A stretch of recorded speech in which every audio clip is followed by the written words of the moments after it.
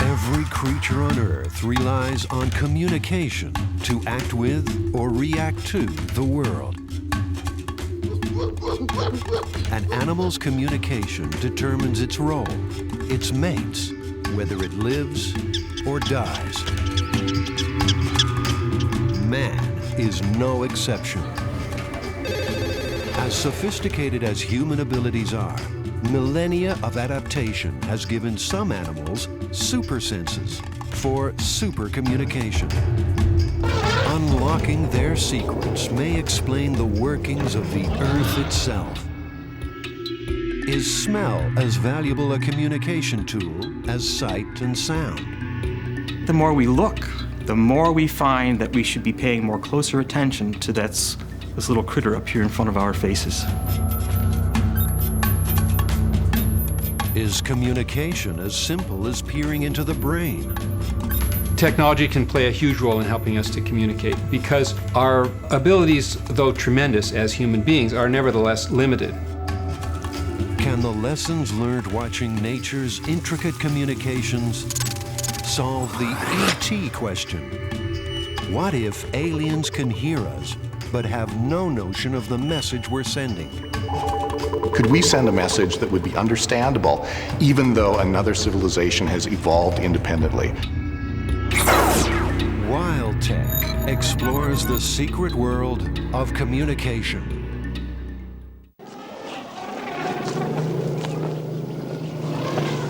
The biggest land mammal on Earth was harboring one of communication's biggest secrets. An elephant's trumpets and snorts are well known. This call alerts a parent of an injured calf, while this noisy family greeting strengthens bonds between family members. But these vocalizations are for close quarter contact. The secret they were hiding was a low-frequency vocabulary, which allowed them to communicate for miles.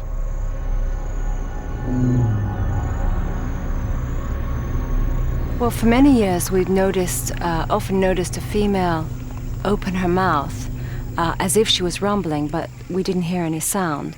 And sometimes elephants all stop in a group with their ears raised as if they were listening, and yet we couldn't hear anything.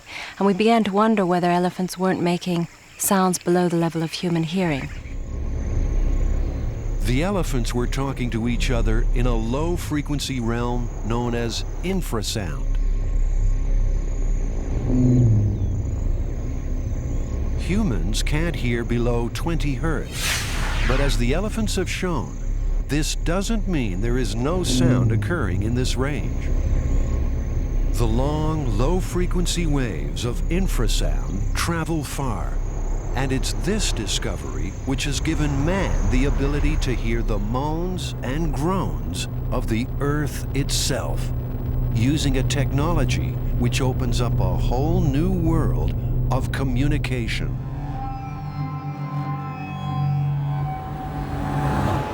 The atmosphere is really filled with these secret sounds, the sounds that we can't hear by ourselves. We can only hear them with our really sensitive instruments. And that's why it's so much fun to work in this field, because every day we come to work, we just don't know what sorts of sounds our network will have recorded.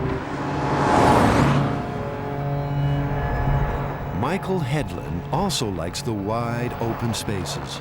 In this case, the Anza Borrego Desert in California.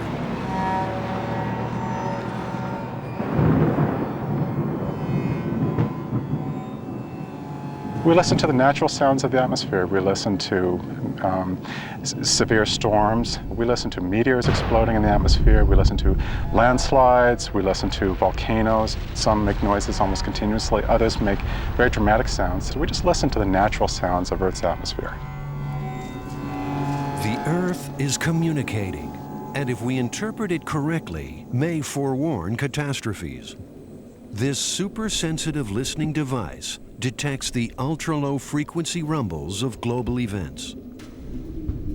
Headlands is one of the first of a planned system of arrays spread around the globe, pinpointing natural events by the deep signals they emit.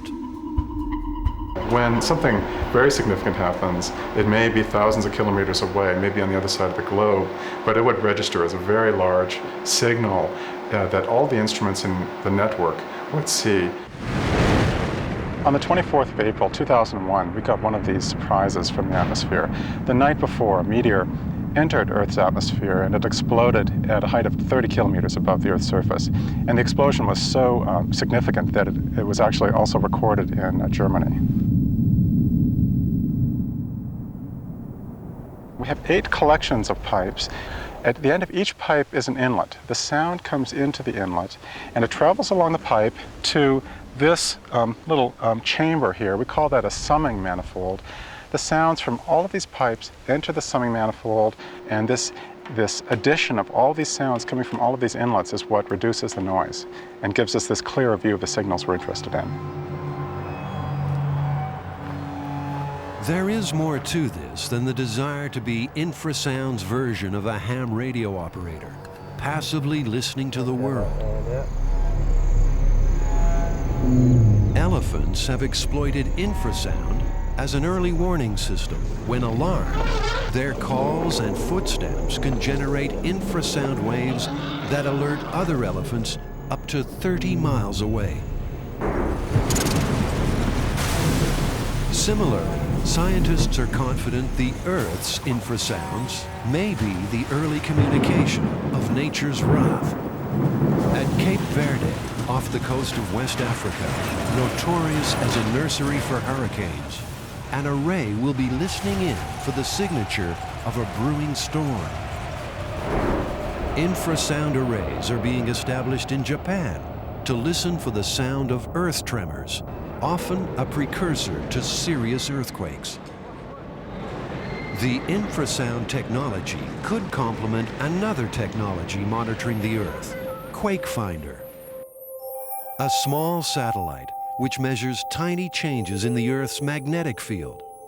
Launched in 2003, Quake Finder is testing anecdotal evidence that a region emits a weird glow and radio waves prior to a quake. If proved true, quake hunting could be a growth industry.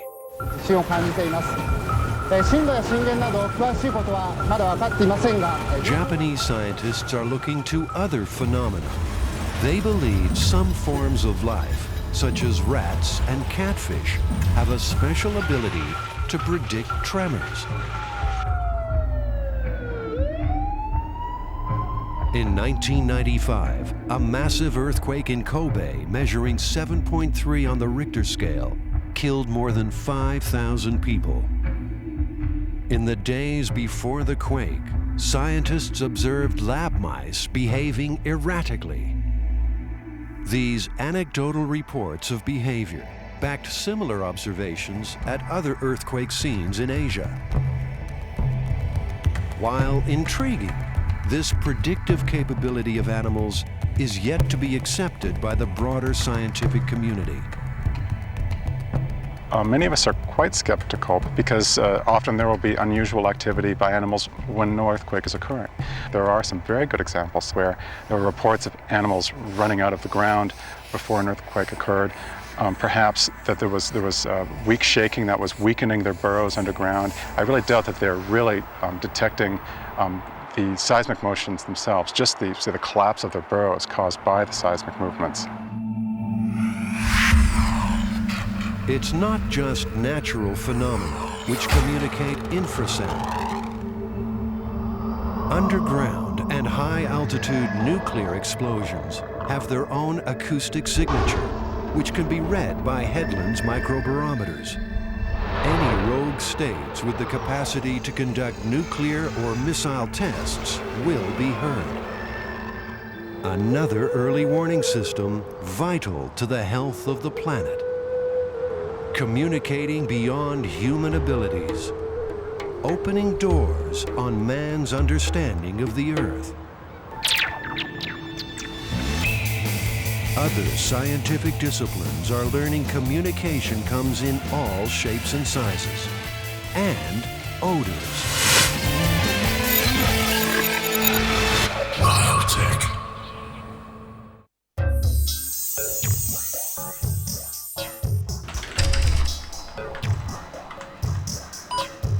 21st century mass communication is dictated by our ability to receive and process information.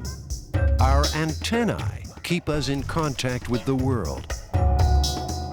But in nature, antennae are a communication device as intricate as the most delicate scientific instrument, allowing a secret communication that is their life force.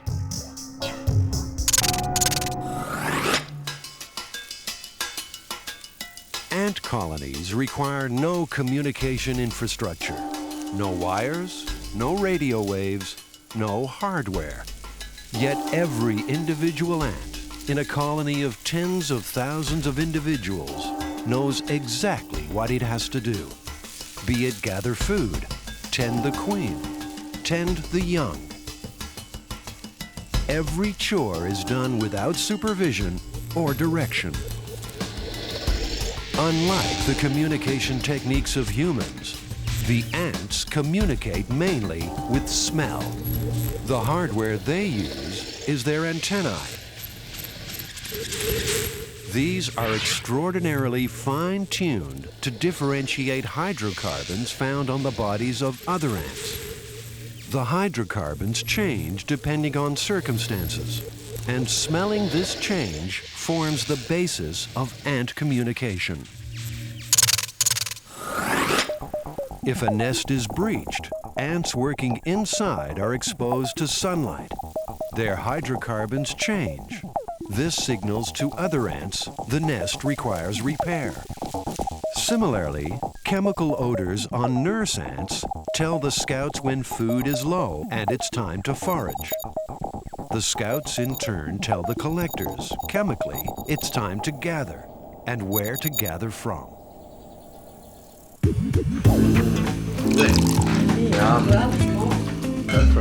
Smell and scent are also a powerful form of human communication. Scent is used as a tool in communication in many different species of animals, including humans. The more we learn about what's going on in humans, the more we're amazed at how much information we're actually providing. Like ants, our bodies release certain chemicals under different conditions. And it's these smells which are the foundation of new theories of human communication. Charles Wysocki is pheromone researcher at the Monochemical Senses Center in Philadelphia. For example, we know that when people see scary movies, their odor changes, especially relative to when those same people see happy movies or comedies. And other people can take the smell of that odor and make a discrimination between the two. Recently, we found that the smells from a male can affect the hormone systems that underlie the women's or a woman's menstrual cycle. And in fact, those very same chemicals from the underarm of a male can make the woman less tense and more relaxed. The sense of smell has been overlooked, one might say forgotten, but I think it's been relegated to the background. As humans, we're such visual creatures, but I think the more we look as a visual creature at how the sense of smell is contributing to changes in our behavior and our physiology, the more we find that we should be paying more closer attention to this little critter up here in front of our faces. Apart from covert interpersonal messages, smells are being used overtly to manipulate our lives, particularly at the cash register. I'm sure people have been around situations where odors have been wafting out the front door of a building. That's intentional. It's to bring our attention to the smells in the store, presumably to attract us to certain areas and maybe even to spend more money.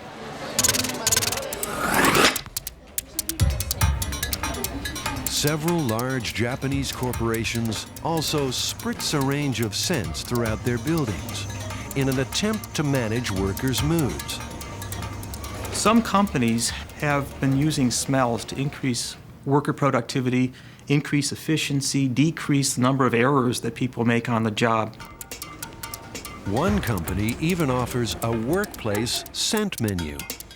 Citrus in the morning to wake workers up. Light floral scent to aid concentration in mid-morning.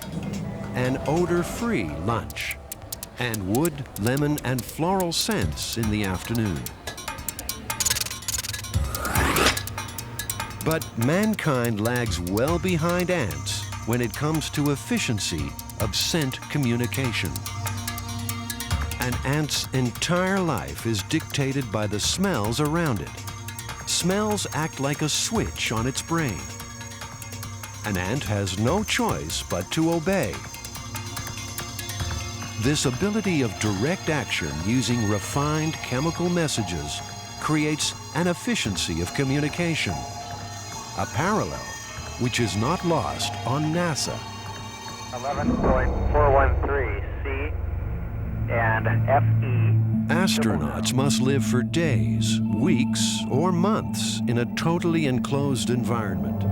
They have no choice but to breathe the same air over and over while a machine cleans the air and keeps the balance of gases just right. They have a lot of things to work on. They're very busy. They can't be monitoring every aspect of their environment. Smell is something that's very important, but it can't always be relied on to identify everything that's there. In some cases, dangerous chemicals don't have an odor, or we can't detect them at levels low enough that they should be concerned. Or sometimes the nose will get fatigued. And so once you become exposed to a smell, after a while you don't smell it anymore. To survive a chemical accident in space, astronauts need a highly refined, automatic, and immediate response system, just like an ant's.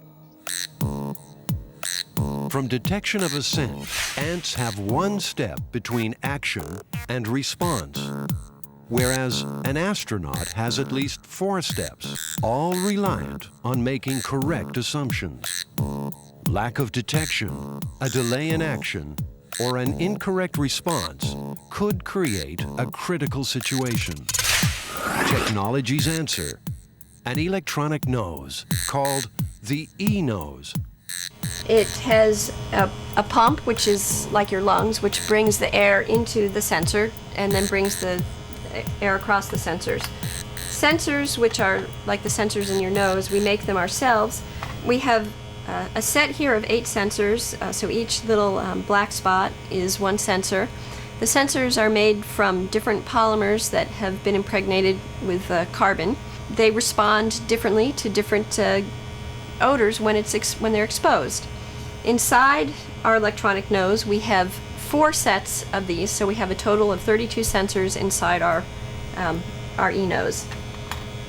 I've put my hand in front of the e-nose, and I've got a response now from having a clean hand, and some sensors have responded to that. And now I'm going to put some hand lotion on and then hold my hand in front of the e-nose again, and you'll see that it can tell the difference between a clean hand and a hand with candy apple lotion on it.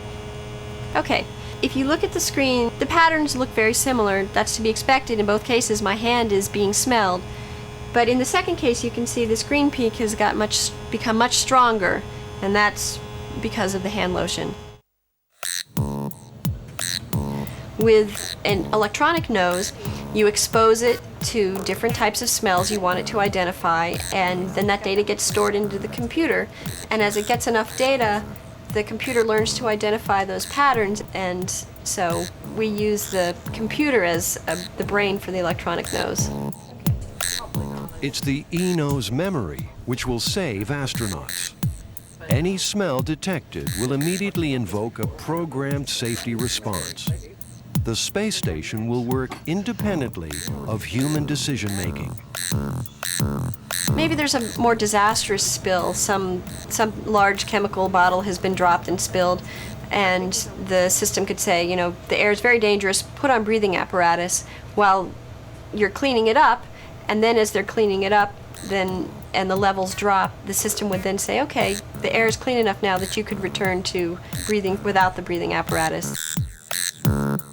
E-nose technology also has applications for aircraft and submarines.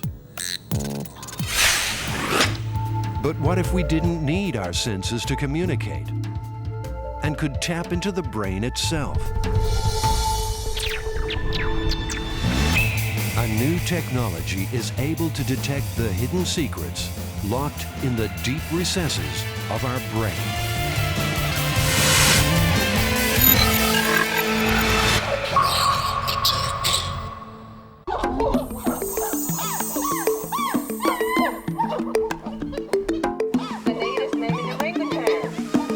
Man and chimpanzees share some 95% of genetic material. But when it comes to communication, man's ability to use language and technology gives us an edge. But chimps and some other animals share at least one of man's most sophisticated communication tools, the ability to lie. They will pretend like they're disinterested in something until another one makes a move for it, whereupon then there'll be a big scrap about it. Birds will feign injury in order to draw people away from their nest. The plover, for example, will give the broken wings dance, luring intruders away from the nest. All of these are remarkable things that give us pause to consider what it is that really goes through the minds of beings other than ourselves. Animal communication shows they are able to exhibit cunning and guile to achieve a result, be it more food, possessions, or a sexual partner. In many ways, not that far removed from humans. The difference is, humans are skilled at deception. Billions are spent each year in the judicial system searching for truth. Not always successfully. Now, a new technology threatens to expose every liar on the planet. Okay, Charisse, this headband will pick up the electrical signals from the brain. As you can see, there are electrodes embedded in the headband. These will pick up your brain signals from 3 different parts of your brain, and also... Dr. Lawrence Farwell is a neuroscientist from Iowa. His invention is a machine that's capable of scientifically determining deception. A suspect's ability to deceive is short-circuited because normal interrogation methods are bypassed. The brain communicates its innermost secrets directly to the computer, no matter how poker-faced you may be. The technology is called brain fingerprinting. Brain fingerprinting doesn't detect lies or truth. It doesn't detect guilt or innocence. What brain fingerprinting detects is information stored in the brain. The question we ask is, does this subject have the details about, say, a crime stored in his brain or not? And that's the question that we can answer scientifically with brain fingerprinting. Conventional lie detection works by attempting to detect a stress response, such as sweat on the palms, changes in blood pressure, heart activity, even changes in breathing during interrogation. Prior to 1995, did you ever steal anything from someone who trusted you? No. But if you're a good liar, you can easily lie your way through a detector test. Yes. If someone wants to fake a response, they can do so by physically causing themselves some discomfort by putting their toe on a tack or biting their tongue or something like that. Or they can do it emotionally by thinking of something terrible to create an emotional response. And if you understand how a test works and you know when to fake that response in the control questions, then it makes your response to the relevant questions about the crime seem smaller by comparison. And people have been known to do that in order to beat a test. Because of this fallibility and the test's interpretive nature, polygraphs are inadmissible as evidence in court in the United States. Brain fingerprinting is infallible because it directly reads brain activity. When shown specific details about a crime, if the accused is innocent, the brain will have no knowledge of the event and show no activity. If the accused is guilty, the brain will respond, even if the accused denies the crime. We're running a test of Sharice's brainwaves, and this screen illustrates the brainwave responses as they're taking place. Dr. Farwell is measuring responses from a subject accused of a crime. In this simulation, it's his assistant. Her only interaction is with the computer. She records a simple yes or no with the click of a mouse if she recognizes a keyword or phrase displayed on the screen. Among those stimuli that she's pushing the don't recognize button, some of them are relevant to the crime. So if the actual perpetrator was pushing that don't recognize button, his thumb would be saying, no, I don't recognize it, but his brain would say, aha, yes, that's the murder weapon, or that's where the body was found, or other information about the crime. So we would pick up from his brain something different from what he was overtly telling us with his button presses, or what he would be overtly telling us if we interviewed him about the subject. In other words, your brain either has the knowledge or it doesn't. The result is unequivocal. We have a mathematical algorithm that analyzes the brainwaves and comes up with a determination of information present or information absent. Either the information stored in the brain matches that crime scene or it doesn't. I consent to participate in Farwell brain fingerprinting as a free and voluntary act. Brain fingerprinting has been a rare but powerful tool in the quest for justice. Understand that? In August 1999, Dr. Farwell was invited by local authorities to brain fingerprint James B. Grinder. He had been a prime suspect in the murder of a woman in Mason, Missouri 15 years earlier.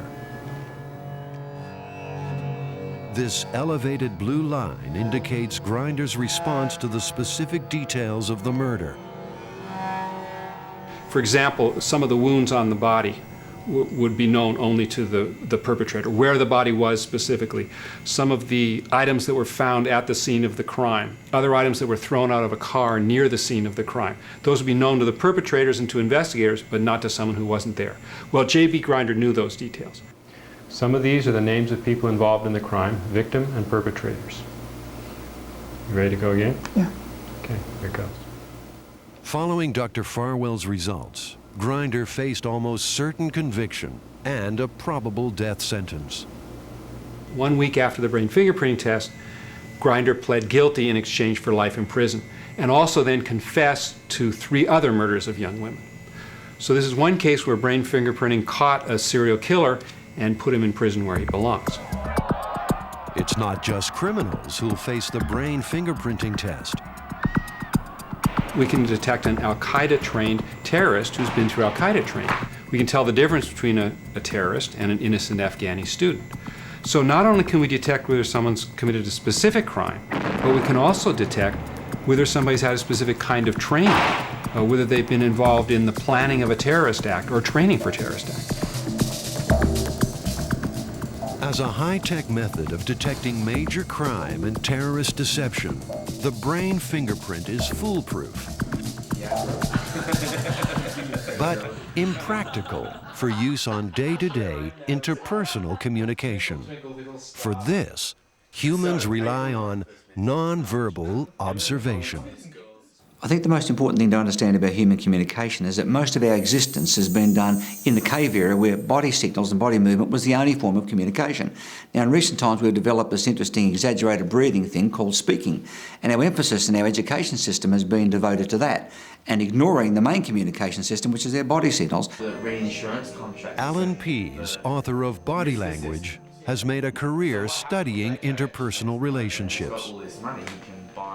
Reading nonverbal communication is as complex and intricate as studying a language.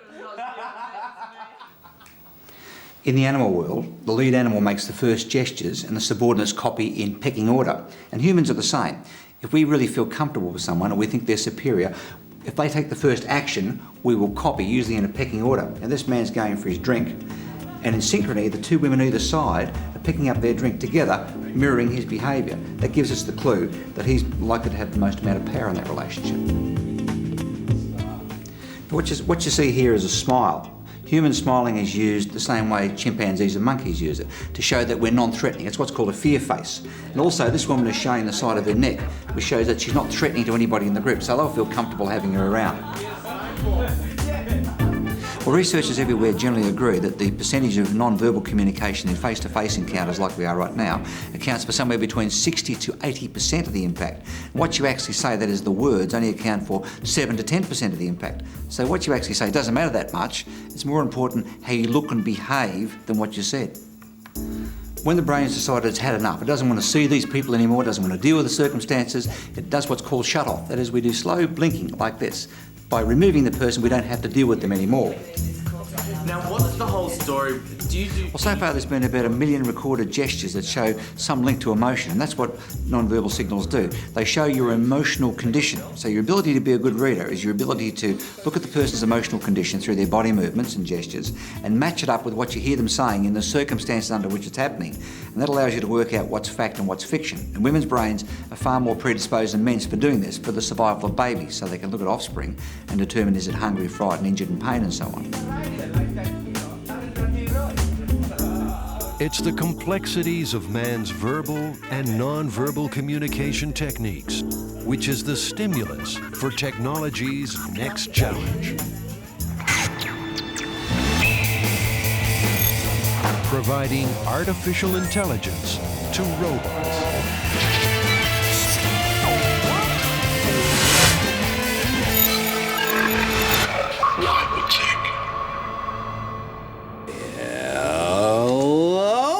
Hi there! Welcome! Willkommen! Bienvenue! Come on in! Imagine if robots could independently learn, could emote, could communicate.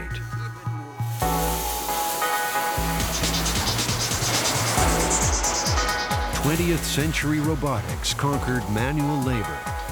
The next challenge, the thinking robot.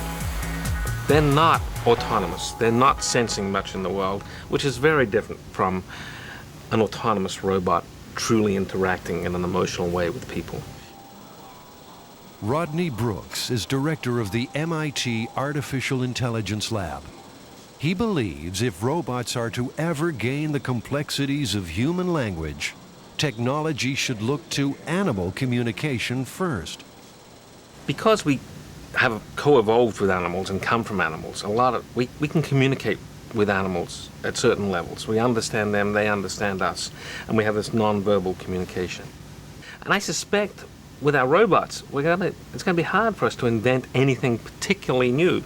The forms of communication we'll have will be based on language and the same sorts of communications we have with animals. In some instances, communication with animals is sophisticated and advanced, as researchers working with apes at Georgia State University have discovered. Is this your big one? Is this your big rock chip? What we have found really in our research, along with other researchers of the past 35 years, is that apes are capable of learning symbols and to use them to stand for things that are not necessarily present in time and space. There's a food. There's a food. There's a food. In a remarkable experiment Dwayne Rumbaugh and Sue Savage Rumbaugh have taught chimpanzees of the subspecies bonobo to communicate using basic human language. And they could look at a symbol and say, this is a tool, this is hammer, and it's a tool. Look at another, this is bean cake. That's not a tool, that's a food. Okay, Kanzi, give me the picture of the bananas. The bananas. That's right.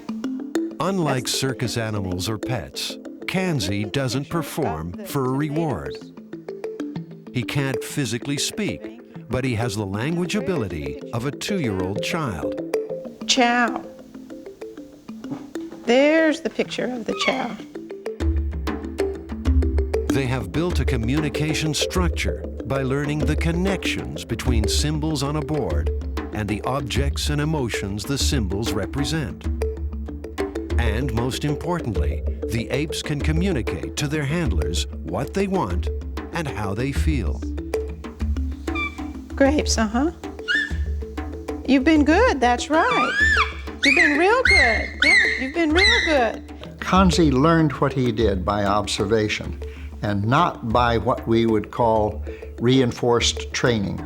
The most complex things that infant humans and infant apes learn is really through observation, that the brain is, if you will, hungry for reliable relationships to be announced between things. Where's your tummy? There's your tummy. That's very nice. Learning by observation is the key to human communication. And it's similar building blocks which robotic engineers are also using to create the intelligent robots of the future. Right now, Kismet is modeling a very young infant who doesn't really have language. So it babbles and does turn-taking, as you can do with a young infant, back and forth. And as with a young infant, it may be willing to pay attention to us at some points, or it may be interested in other things. Come here. This is Kismet.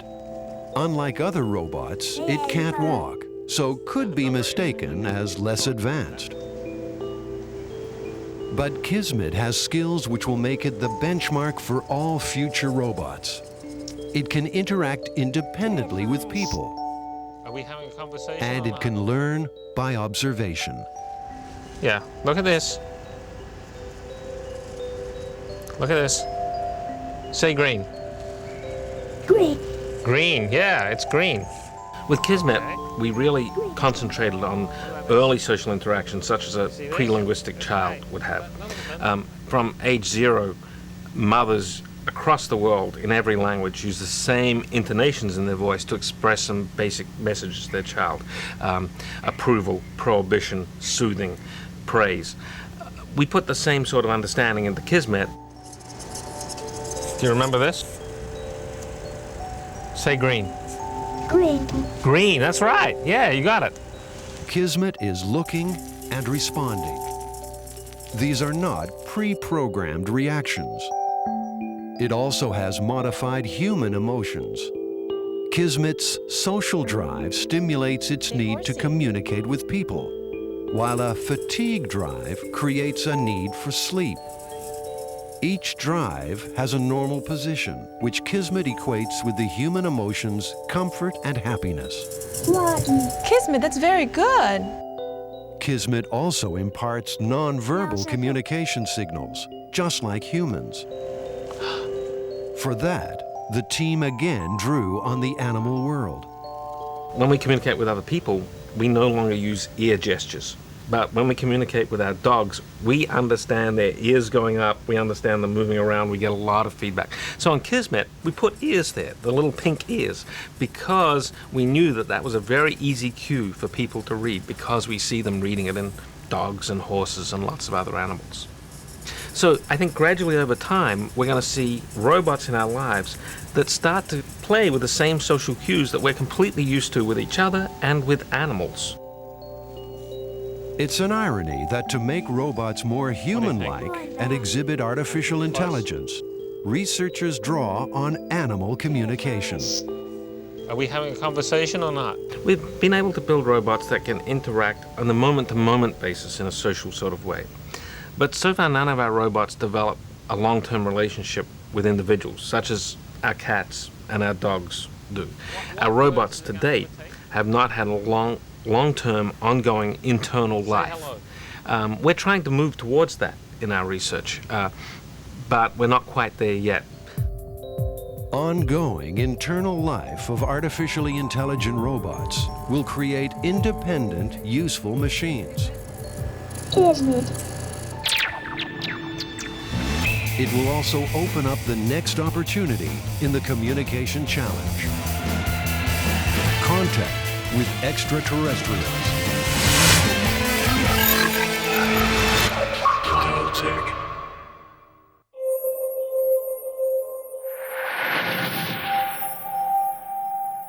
The vastness of space is one of the chief impediments in the search for alien intelligence. Distance and time prohibit astronauts traveling the cosmos searching for ET. But robots could perform this task easily. Now, it's most likely that the first physical encounter we're ever going to have with some other species, intelligent species, is going to be in terms of their probes coming to look at our solar system, which will be robotic in some way. If those robots are built in the image of their creators, who knows what they might be like and whether we could really understand them. They may have very different social cues. Just like we can't really quite understand whether a dolphin is intelligent because it's not close enough to us. We may not be able to figure out whether it's an intelligent robot that's coming to see us or it's just a dumb ATM machine that's sending back images, because we won't know the way to interact with it. If they're out there, can we bridge the communication gap? Extraterrestrials aren't going to understand English or Swahili or Chinese. The question then is, how do we say something that they could understand? Very few animals can communicate between species. Captive bonobos can understand simple human language. But contact with aliens will require a level of sophistication of communication well beyond these first steps. However, interspecies communication is not unheard of. The interesting thing about caterpillar ant associations is they're quite literally everywhere in the world. The butterfly caterpillars associate with ants to gain protection against predators, mainly insect predators. Dr. Phil de Vries of the University of Oregon has found that a unique protective relationship exists between caterpillars and rattler ants. The ants feed on a sugary secretion produced by the caterpillars. In turn, the caterpillars require the ants' protection, and to get this, they communicate with them. This caterpillar, if we pick it up and we put it on this membrane that I have here with a special microphone, what you'll find is that although we can't hear anything now, with this special microphone, you can hear the caterpillar singing.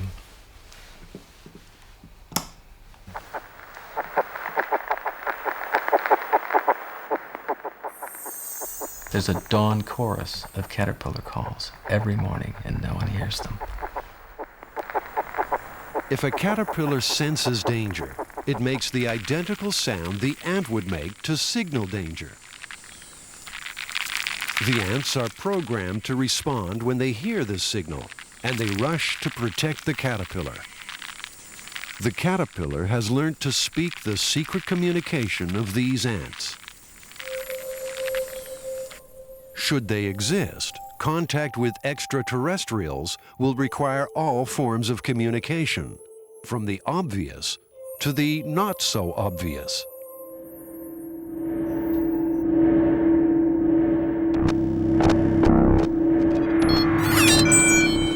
We've been sending out unintentional messages to extraterrestrials as long as radio broadcasts have been going on, so over 60 years. Now, That's very different from the sort of messages that we would want to send if we really want to make contact. First of all, those signals are relatively weak. We could send much more powerful signals if we intentionally beam them out in a very focused manner. But the fact is, we have already announced our presence to the galaxy, and at the speed of light, our existence is being sent out into space. Doug Vakosh is a psychologist and a celestial observer, leading a team of communication specialists at the privately funded Search for Extraterrestrial Intelligence, or SETI Institute. His passion is deciding, if communication happens, what language will we use? The traditional approach of SETI has been to assume the initial contact would be with advanced intelligences. So the contact subject matter should be based on math or science. Now, the debate is whether contact should be based on delivering a more esoteric subject, what it's like to be human. How can we explain what it's like to be human? I mean, how can we say something about our sense of beauty or the fact that we take care of one another? Well, that's the new direction that we're heading in the SETI Institute, looking at how we can communicate something about our sense of aesthetics in interstellar messages. And ironically, we can do it by tapping into some of those same basic principles of math. A great example of a way to start interstellar communication is with the Fibonacci series. The Fibonacci series is a numerical pattern that describes many objects in the universe, as big as galaxies or as small as a nautilus shell.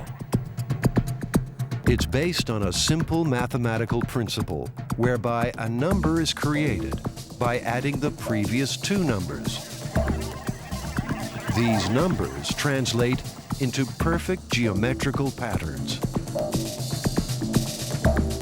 By sending the Fibonacci series, we have an opportunity to explain to another civilization something about what we see as aesthetically pleasing, and doing it in a way that may be intelligible to them. If this is the message we send, the next question is, what is the medium? And the answer to that may lie in music.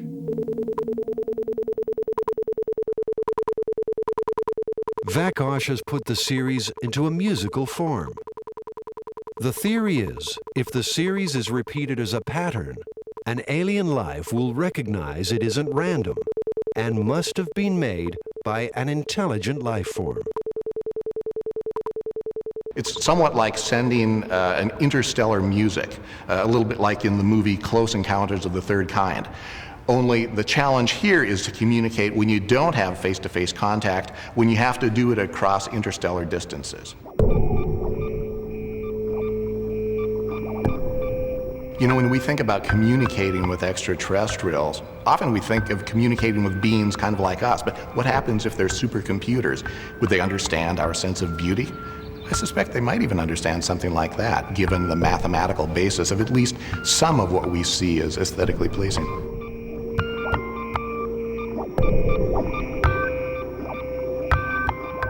Are we alone in the universe?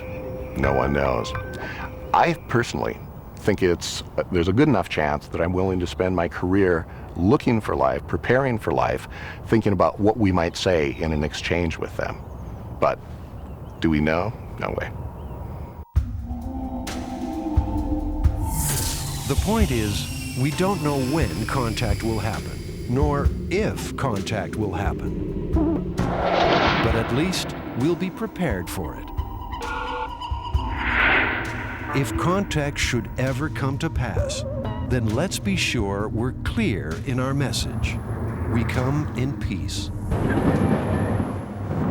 Listening to the earth. Learning from animals. Speaking with aliens. The lessons learned from nature are that communication comes in many shapes and forms. Using technology to communicate outside the normal realms of our senses has opened new dimensions and may ultimately open the universe.